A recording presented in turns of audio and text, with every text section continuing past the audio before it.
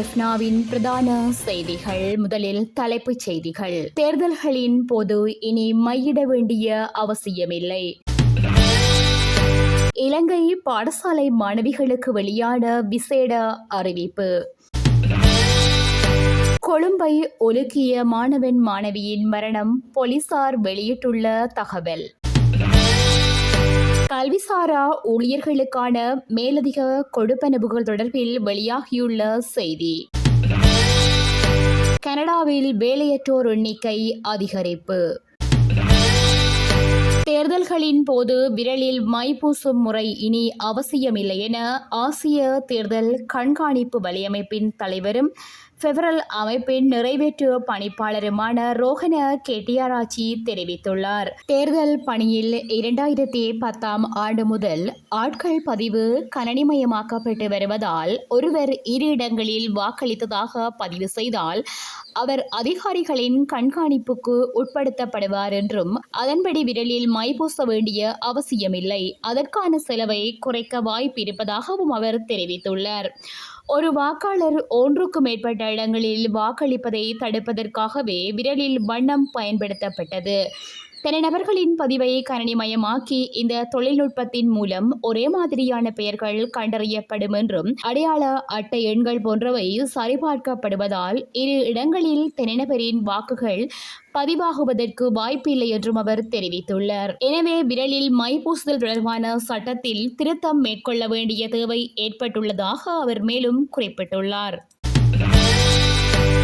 இலங்கையில் பாடசாலை மாணவர்களுக்கு வழங்கப்படும் சானிட்டரி நாப்கின் வவுச்சர்களின் செல்லுபடியாகும் காலம் நீடிக்கப்பட்டுள்ளது.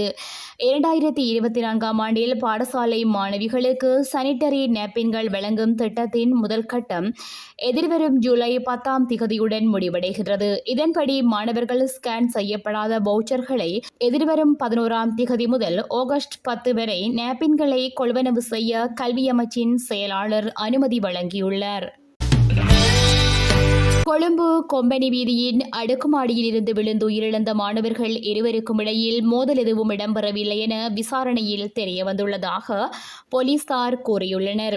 சம்பவ தினத்தன்று பதிவான சிசிடிவி காட்சிகளின் அடிப்படையில் விபத்து இடம்பெற்ற தருணத்தில் இருவரும் சுமூகமாக முறையில் இருந்துள்ளமை கண்டுபிடிக்கப்பட்டுள்ளது.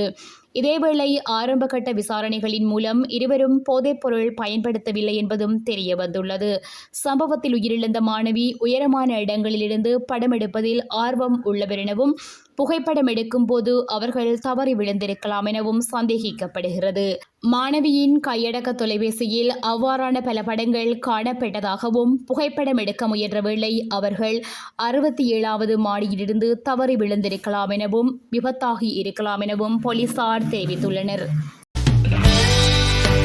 பல்கலைக்கழக கல்விசாரா ஊழியர்களுக்கு ஏப்ரல் மாதத்திற்கான சம்பளம் மற்றும் மேலதிக நேர கொடுப்பனவுகள் 2 மாத கால பகுதிக்குள் வழங்கப்படும் என உயர்கல்வி ராஜாங்க அமைச்சர் சுரேன் ராகவன் தெரிவித்துள்ளார்.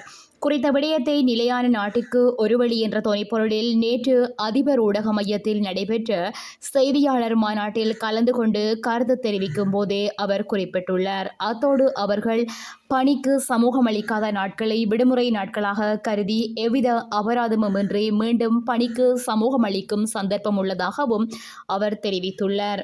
நாட்டின் எதிர்காலத்தை பொறுப்பேற்க உள்ள இளைஞர்களின் வாழ்க்கையை மேலும் குழப்பாமல் பணிக்கு சமூகம் அளிக்குமாறு அனைத்து பல்கலைக்கழகங்களின் கல்விசாரா ஊழியர்களை கேட்டுக்கொள்கிறேன் என சுரேன் ராகவன் தெரிவித்துள்ளமை குறிப்பிடத்தக்கது. கனடாவில் வேலையற்றோர் எண்ணிக்கையில் அதிகரிப்பு பதிவாகியுள்ளது. கடந்த ஜூன் மாதம் 1400 பேர் தொழில் வாய்ப்புகளை இழந்துள்ளதாக தெரிவிக்கப்படுகிறது. கடந்த 2 ஆண்டுகளில் பதிவான அதிகூடிய வேலையற்றோர் எண்ணிக்கை இந்த ஜூன் மாதத்தில் பதிவாகியுள்ளது. கனேடிய புள்ளிவிபரவியல் திணைக்களம் இந்த தகவலை வெளியிட்டுள்ளது. கடந்த மே மாதம் வேலையற்றோர் எண்ணிக்கை 6.2% ஜூன் மாதம் 6.4% பதிவாகியுள்ளது. கடந்த 2022 ஆண்டு ஜனவரி மாதம் வேலையற்றோர் எண்ணிக்கை 6.5% காணப்பட்டமை குறிப்பிடத்தக்கது. கடந்த ஏப்ரல் மாதம் முதல் வேலையற்றோர் எண்ணிக்கை தொடர்ச்சியாக அதிகரிப்பினை பதிவு செய்து வருகின்றமை குறிப்பிடத்தக்கது.